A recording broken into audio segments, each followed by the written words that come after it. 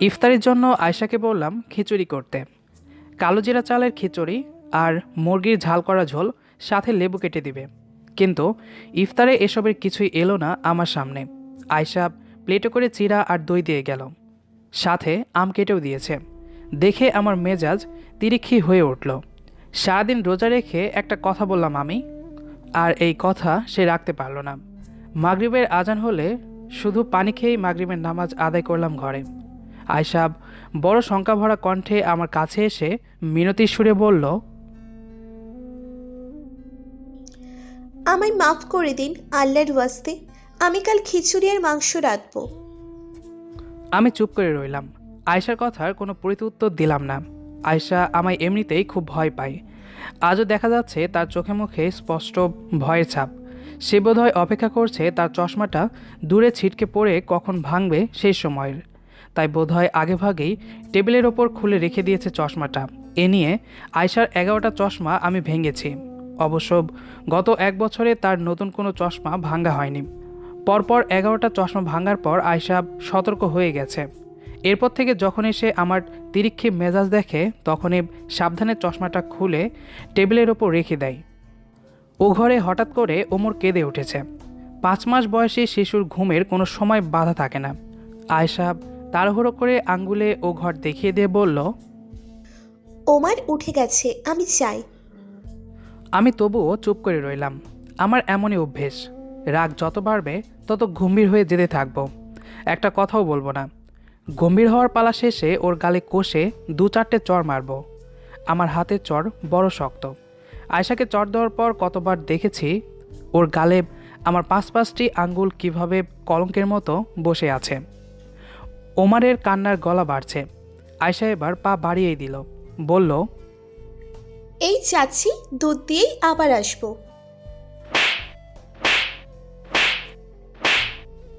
আমার গম্ভীর হওয়ার পালা এবার শেষ হলো। আয়শার গালে কষে পরপর 4টে চড় বসালাম আমি। আয়শার নাকের ডগায় তখন সর্দি, সারা মুখে লাল সিন্দুরের রং, চোখের পাতায় জল আর জল। তবুও শব্দ করে একটু কাঁদল না আয়শা। যদিও ঘরের কেউ জানে না তাকে আমি মেরেছি। ও খুব প্রতিভক্ত যে। আয়শা বড় বড় পা ফেলে ও ঘরে চলে গেল। গিয়ে ওমারকে বিছানা থেকে টেনে তুলে বোধহয় কাপড় পাল্টে দিয়েছে। পিচ্চিটা এমনই, দিনরাতে তার মোট 4টে কাজ: দুধ খাওয়া, ঘুমানো আর ঘুম থেকে প্রস্রাব করে বিছানা ভিজিয়ে কাঁদতে কাঁদতে ওঠা। ও ঘরে আয়শার গলায় স্পষ্ট শোনা যাচ্ছে ছেলেকে নানান বোঝ দিচ্ছে। তাই তাই তাই মামা বাড়ি যাই, মামা দিল দুধ ভাত কাপুস কুপুস খাই। ওমারটা যা পাজি, কার ধাঁচ পেয়েছে কি জানি। মার ছড়া কাটা শুনে তার চিকন একহারা গলাটা আরও বাড়ে। আমার মেজাজ আরও চটে যায় তখন। পেটে অসম্ভব ক্ষুধা। বাড়ি গিয়ে কিছু কিনে খেতে হবে। ঘর থেকে ছেলের চেঁচামেচি শোনা চাইতে বাড়ি গিয়ে কিছু খেয়ে একটা সিগারেট ধরালে ভালো লাগবে। যে ভাবা সেই কাজ। আলনা থেকে পাতলা শার্টটা নামিয়ে 2 হাত লাগিয়ে পড়তে পড়তে দরজা ঠেলে ঘর থেকে বেরিয়ে যাই আমি। ঘরে এখন কেয়ামত হোক, এতে আমার কি যায় আসে। আমি পথে চললাম। রাস্তার পাশে একটা ভালো রেস্তোরাঁ আছে, খুব ভালো খিচুড়ি রাঁধতে পারে, মুরগির ঝোলও করে ভালো। দেশি মোরগের ঝোলের দাম একটু চড়া, তবু ওখান থেকে পেট পুরে খাই আমি। রেস্তোরাঁ থেকে বিল চুকিয়ে বেরিয়ে এসে সামনে ছোট্ট দোকান থেকে 1 প্যাকেট গোল্লিপ কিনি। তারপর প্যাকেট খুলে একটা সিগারেট ধরিয়ে ধোঁয়া ছাড়তে ছাড়তে খোলা রাস্তায় গায়ে বাতাস লাগিয়ে হাঁটতে হাঁটতে দিব্যি ভুলে যাই ওমার আর তার মায়ের কথা। আমার হাঁটতে খুব ভালো লাগে। হাঁটতে হাঁটতে মনে হয় জগতে শুধু হাঁটার জন্যই জন্মেছি আমি। এভাবে জামার ওপরে 2টো বোতাম খোলা রেখে সিগারেট মুখে মুখ ভর্তি ধোঁয়া ছেড়ে হাঁটার মজাই আলাদা। রাস্তার ওপাশ দিয়ে টুংটাং রিকশার বেল, গাড়ির সাইরেন, কত ভালো লাগে যে আমার। মনে হয় এই বড় ভালো, সংসারের চেয়ে ভালো। তারাবিটা করি দূরের এক মসজিদে। তারপর আরও অনেকক্ষণ হাঁটাহাঁটি করে ঘুমে টলতে টলতে ঘরে ফিরে বারান্দার কলিং বেল বাজাই। বেল বাজাতে দেরি হয়, কিন্তু দরজা খুলতে দেরি হয় না। আমি ঘরে ঢুকতে ঢুকতে দেখি আয়শা দরজার ওপাশে শঙ্কা ভরা চোখে তাকিয়ে আছে। সেই চোখও লাল, চেহারাও খানিক নিভে গেছে। এটা আপনাকে অবশ্যই বিশ্বাস করতে হবে যে অতি সুন্দর মেয়েদের চেহারা দপ করে নিভে গেলে আপনার চোখে তাকে রোগা লাগবে। কিন্তু আমার তেমন কিছুই মনে হলো না। আমি ঘরে ঢুকলে আয়শা দরজা সাটিয়ে দিয়ে বলল, খাবেন না আপনি? আপনার জন্য টেবিলে ভাত বেড়ে রেখেছি। আমি কথা না বলে ওকে পাশ কাটিয়ে গিয়ে বিছানায় শুয়ে পড়লাম। আমার তখন আধো আধো ঘুম। সেই ঘুম জড়ানো চোখে তবুও দেখতে পাচ্ছি তখনও দাঁড়িয়ে আছে আয়শা। সে আমার জবাবের অপেক্ষা করছে আমি খাবো কি না এই কথার। আমি তার কথার প্রতি উত্তর দিলাম না। ঘুমিয়েই গেলাম। সেহরির সময় ঘুম থেকে উঠে ফের আমার মেজাজটা তিরিক্ষি হয়ে ওঠে। ঘড়ির সময় বলছে 10 মিনিট পর সেহরির সময় শেষ, অথচ আয়শা আছে ঘুমে। আমি ডাকলাম, ভয়ঙ্কর গলায় ডাকলাম। আমার ডাকে চমকে উঠে আতঙ্কিত চোখ নিয়ে জড়সড় হয়ে বিছানায় উঠে বসলো আয়শা। তারপর ঠকঠক করে বাজতে থাকা দেয়াল ঘড়ির কাঁটার দিকে তাকিয়ে তার জিভে একটা কামড় দিয়ে বলল, এই দেরি হয়ে গেল আবার। সরি, ভাত তরকারি গরম করে দিই, মাত্র 10 মিনিট লাগবে।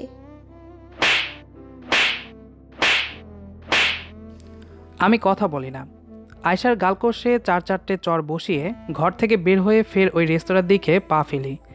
এমন অলক্ষী আর অকর্মা মেয়ে হয় না জগতে আরেকটিও। ও আমায় দেখি ফকির বানিয়ে ছাড়বে। বাইরের খাবারে যা চড়া দাম। তখন রোজার 10ম দিন। সারাদিন অফিস করে ইফতারির আগে ঘরে ফিরে দেখি বাইরে থেকে তালা ঝুলানোর দরজায়। তালার একটা চাবি অবশ্য আমার কাছে আছে, কিন্তু আমি ভেবে পাই না দরজায় তালা কেন। আয়শা কোথায়? পাশের বাসায় গেল? না, ও তো এমন মেয়ে না, কোনোদিন আমার অনুমতি ছাড়া এই ঘর থেকেই বের হয় না। আজ তবে কোথায় গেল? নাকি আমার বিশ্বাস নিয়ে ও খেলা করে? আমি যখন অফিসে কর্মব্যস্ত থাকি তখন সে, ছি, আমার ভাবতে অবাক লাগে। পেট গোলাই, ঘেন্নায় বমি এসে যেতে চাই। ভাবি এর শাস্তি যে কত বড় তা নিজেও জানে না আয়শা। আমি ওকে হাড়ে হাড়ে টের পাইয়ে দিব আজ। দরজাটা খুলে ভেতরে ঢুকে দেখি ওমার শুয়ে আছে বিছানায়। শুয়ে শুয়ে দুপা নাচিয়ে হাসছে। এবার সত্যি সত্যি আমার সীমাহীন রাগ পেয়ে বসলো। অতটুকু একটা ছেলেকে তালাবদ্ধ একটা ঘরে রেখে চলে যেতে পারলো আয়শা? ব্যাপারটা খুব সহজ ঠেকলো না আমার কাছে। তড়িঘড়ি করে কাঁধের ব্যাগটা নামিয়ে টেবিলের ওপর রেখে ওমারের কাছে গেলাম আমি। আমায় দেখে ওমার ওয়াও ওয়াও করে কেঁদে উঠল। আমি বললাম, এই ছেলে কাঁদে না, কাঁদে না। ওমার তো আর ওসব শোনে না। ব্যাটা হয়েছে খুব ফাজিল। আমি তাকে বিছানা থেকে টেনে কোলে নেই। এবার ওমারের গলা বড় থেকে বড় হয়। আমি কত কিছু তাকে বলি। কোলে নিয়ে নাড়াচাড়া করে ওর মায়ের মতো ছড়া কাটি, কিন্তু মোটেও কাজ হয় না। হয়তোবা ক্ষুধা পেয়েছে ওর। ছেলেকে ও কি খেতে দেয় কি জানি। পকেট থেকে মোবাইল নিয়ে আয়শার নাম্বারে ফোন দেই আমি। ফোন বেজে ওঠে ঘরের শোকেসের ওপর। আমি ওর ফোন হাতে তুলতে গিয়ে দেখি ফোনের নিচে চাপা পড়ে আছে একটা চিরকুট। ওখানে ওর সুন্দর হাতের লেখাই কত কি লেখা। ও প্রথমেই আমায় প্রিয়তম বলেছে, তারপর বলেছে, আমি জানি এভাবে লুকিয়ে চুরিয়ে আপনার বাড়ি ছেড়ে চলে যাওয়া মোটেও উচিত হয়নি আমার। মা বলতেন মেয়েরা বিয়ে হয়ে একবার স্বামীর ঘরে ঢুকে আর বের হয় একেবারে লাশ হয়ে। কিন্তু আমার কি দুর্ভাগ্য দেখুন, আপনার ঘরে লাশ হওয়া পর্যন্ত থাকতে পারলাম না। এর আগেই চলে আসলাম হুটহাট করে। আমার কলিজার টুকরা ওমারকে রেখে এসেছি। ঘর ছেড়ে যখন বের হব তখন সত্যি সত্যি আমার কলিজাটা ছিঁড়ে যাচ্ছিল। তবুও চলে এসেছি।